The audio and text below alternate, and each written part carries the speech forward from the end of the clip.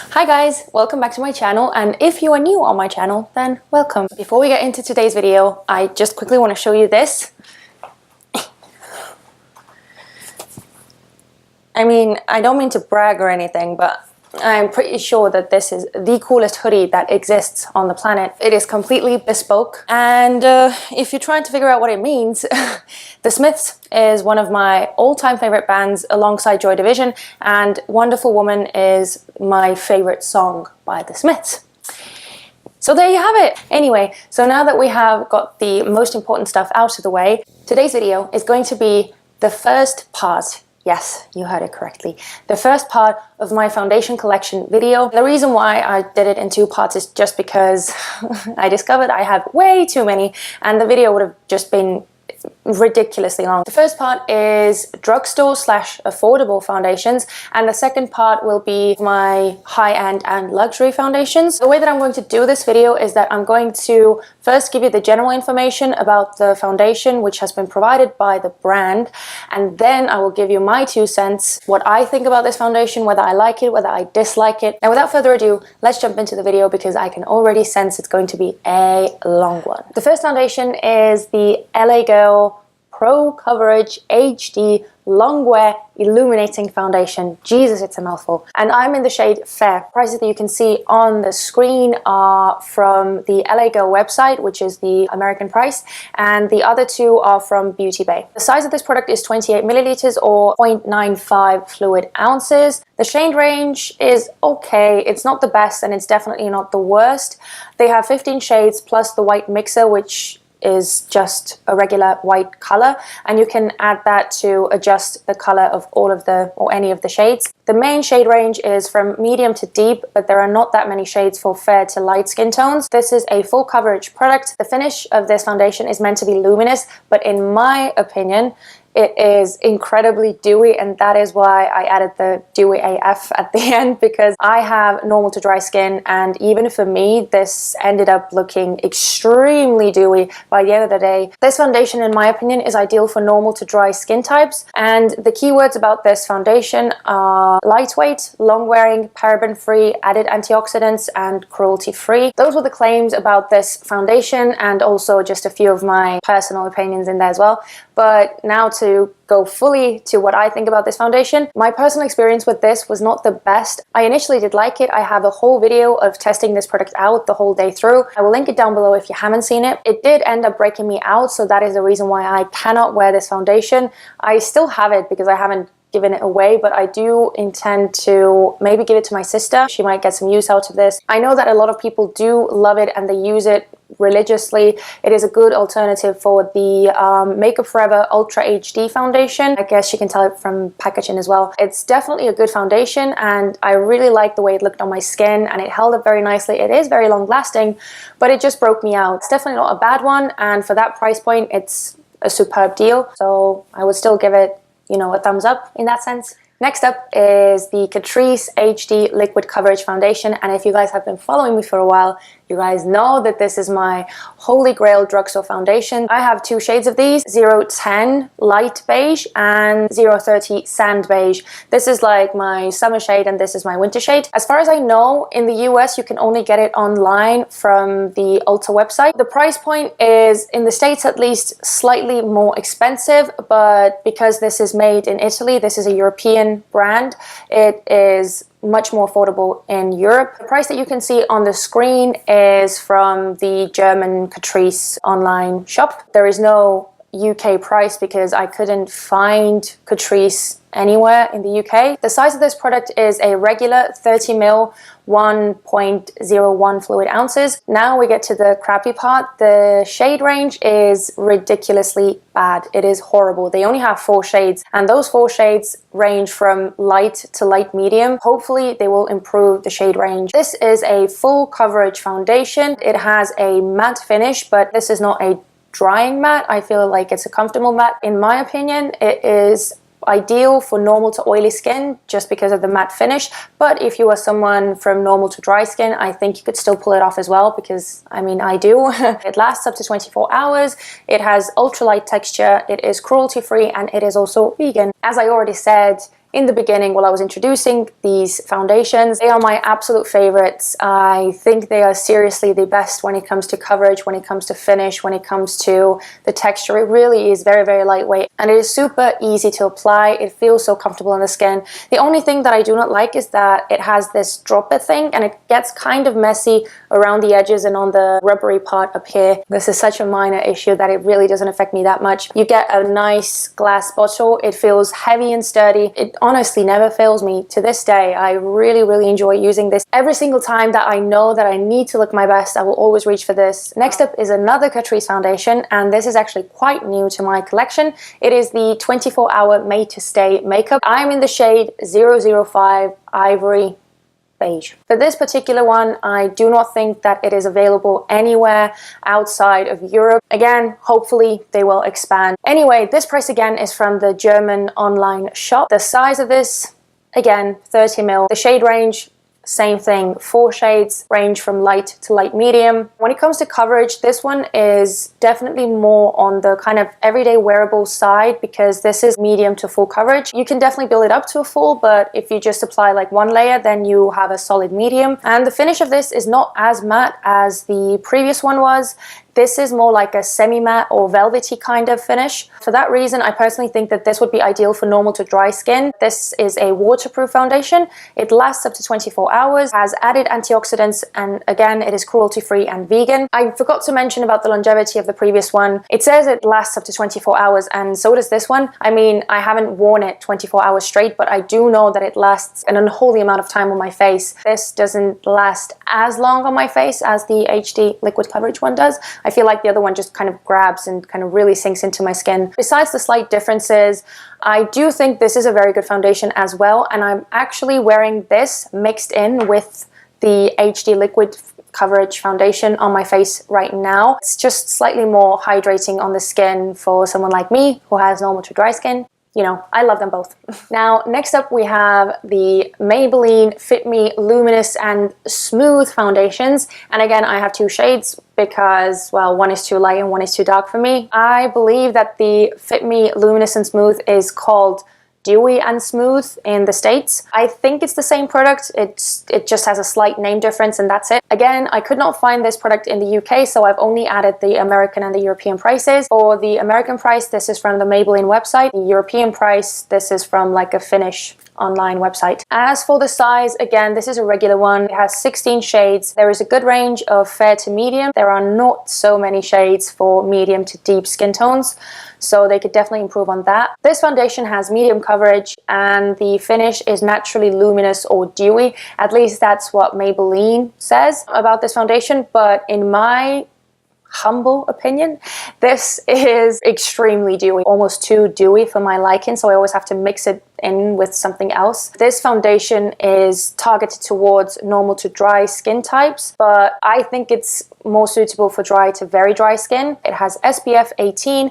It is hydrating and smoothing and fragrance free. I'm kind of so-so about this foundation. I mean, if you have a very, very matte foundation and you have this at hand, it's good to mix in because you can kind of give that natural glow back if you have something that is extremely like drying and mattifying. But just on its own, I feel like it's too much. It's almost too much to the point where I don't even feel like it's sticking to my face. I feel like it's kind of sliding around because it's just so wet. I definitely wouldn't say that I regret buying this, but I wouldn't say that I recommend buying this either, unless you really are a fan of that super, super incredibly dewy look. The only way that I like to wear this foundation is mixing it in with the next foundation that I'm just about to talk about, the Maybelline Fit Me Matte and Poreless. I do have to mention that I believe this kind of packaging is only available in Europe and in the UK. In the States, the packaging for the Matte and Poreless is identical to the Luminous and Smooth. It's in a glass bottle. Mine is in the shade 105 Natural Ivory, but I believe that this translates to 112 in the US. I don't know whether the shade actually matches. In the squeezy tube, at least, it's 105, and I think it should be 112 Natural Ivory in the States.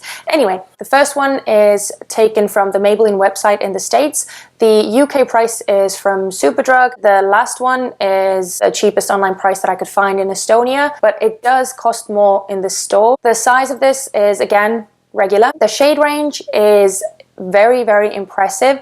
They have 40 shades. They all have various undertones, and there is a good range from very fair to very deep skin tones. This shade range is based on the US Matte and Poreless, so that's the one in the glass bottle. I do not know if the shade range is the same for the squeezy tube one. Something tells me that it isn't, but yeah, originally the Matte and Poreless has 40 shades. This is a medium to full coverage foundation. The finish of this is natural or matte. This is targeted towards normal to oily skin types. This is pore minimizing. It has added micro powders for oil control in it, and this is supposed to be a 12-hour wear foundation. I don't think that this is best, for me at least personally, to wear it on its own. It does kind of emphasize my dry patches a bit, so I do like to mix it in with the Luminous and Smooth, for instance. Other than that, it's a great foundation for the drugstore, and I mean, you know, so many people love it for a good reason. So next up we have the L'Oreal True Match Super Blendable Foundation, and mine is in the shade 1W Golden Ivory. Sorry about the really dirty cap, by the way. I believe that in the States this is 1W Porcelain. I don't know if the shade itself is exactly the same, but at least the code of the shade matches, so yeah. The first price is from the L'Oreal website US. The UK price is from Superdrug. European price is from the cheapest online website that I could find in Estonia. The size, again, regular. It has 33 shades. There's a good range of shades with various undertones. This shade range is also taken from the US website. This has light to medium coverage, but I personally think this is more medium buildable. The finish of this foundation is natural, suitable for all skin types. Some of the shades in this range have SPF 17 in it. This product is oil-free, fragrance-free, and it has added vitamins A and C, wheat germ, and grapefruit extract. I don't really reach for this as much as I used to, simply because my foundation range has expanded considerably. I have all of these other foundations that I'm completely obsessed with, but it is a very good foundation. It's a nice classic. Next up we have L'Oreal Infallible Pro Glow Foundation, and mine is in the shade 202 Creamy Natural. Because I feel like this video has been dragging on way too long, I'm trying to speed this up now. This foundation, and I believe the whole Pro Glow series, is not available anywhere outside of the US. This retails for $12.99. That price is from the L'Oreal website. The size, again, usual. The shade range is not that impressive. They have 12 shades, which mainly range from fair to light. They do not have many shades for medium to deep skin. This is a medium coverage foundation. It has a radiant, glowy finish, as the name also suggests. This is ideal for normal to dry skin. I read some of the reviews, and some people with combo or even oily skin also really enjoy this. This has SPF 15 in it. It is hydrating, and it lasts up to 24 hours. It is a good foundation, and I like wearing it. I have worn this on its own, but I do again enjoy mixing it in with something that is slightly more mattifying or slightly more drying. Don't know about the 24-hour parts, but it does last a decent amount of time. I saw lots of reviews about this when it first came out, and there were so many positive reviews. People were raving, and honestly, I am happy that I got it, but I do not see this as such a remarkable foundation. The last L'Oreal foundation that I have is the NUDE MAGIQUE Cushion Foundation, and mine is in the shade 01 Porcelain. This particular foundation, I believe, is available only in the UK and in Europe. There is something called Lumi Cushion in the States. I do not know if it's a similar product or if it's exactly the same and just the name is different. The UK price is from ASOS. In Europe, this price is from the cheapest online store that I could find in Estonia. The net weight of this product is 14.6 grams. This translates to 0.51 ounces. They have 7 shades for this foundation. They mainly range from fair to light. There are a couple of mediums, but there are definitely no deep shades. This foundation has a light to medium coverage, and this too has a very dewy and glowy finish. This is just my personal opinion, that this is more suitable for normal to dry skin, because I feel that this is like a dewy and wet feeling foundation yet again. This has SPF 25. It is luminous, it has buildable coverage, and it is a long lasting foundation. I like this foundation but definitely not on its own, because for me this does not give enough coverage. It's just way too sheer for my liking. Even when I build it up, I cannot get it up to a full coverage. If you enjoy more of a sheer coverage and more natural looking foundation, then you might really like this. The way that I like to use this is I apply a sheer layer of a more full coverage liquid foundation underneath, then I go in with a damp beauty blender, I dip it in this, go over the whole thing, and this, I feel, leaves a very nice finish. It looks so gorgeous on photos. That's why I love doing that. It's just, it photographs very well. Even though this is SPF 25, well, actually I've taken photos in natural lighting, so I don't know how it acts with flash photography, but if you are planning on taking photos outside in natural lighting, this looks stunning on top of liquid foundations. Yeah, anyway, there's my 2 cents.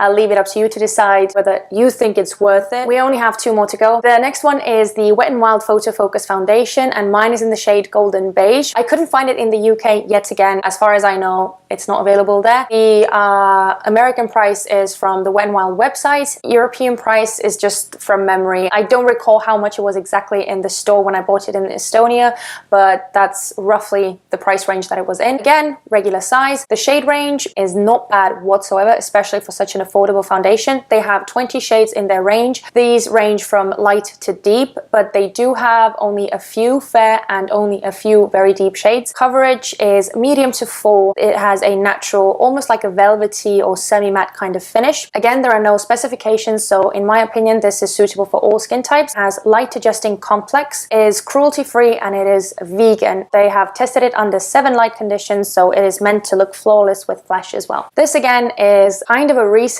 addition to my collection because we just recently got Wet n Wild in Estonia. This is my second favorite to the Catrice HD liquid coverage. It does look very good on photos and on camera in general. Even in real life, I really enjoy it. The only things that I'm not crazy about is the spatula, because this does not have a pump. It has like a spatula thing. Also, the scent of this is kind of paint-like. It definitely smells chemically, but the smell goes away very quickly. So again, very minor issues when you take in the big picture, which is that it is super affordable. It looks gorgeous on the skin. So I have really been liking this. And I also intend to get a lighter shade for winter time because this is definitely getting way too dark for me now. So happy. I'm so happy that I have this. And last but not the least, we have the EX1 INVISIWEAR liquid foundation, and mine is in the shade F100. All of the prices have been taken from lookfantastic.com. The size of this is 30 ml again. The shade range, now that's where it gets confusing. On the EX1 website, they have 13 shades,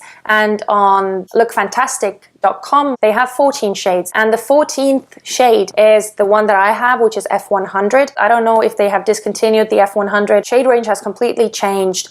They just have numbers now. These range from 1 to 13. This is a medium coverage foundation. It has a natural or luminous kind of finish. No specifications, so I would say that it is suitable for all skin types. It is lightweight, luminous. It has added skin tone unifying light diffusers.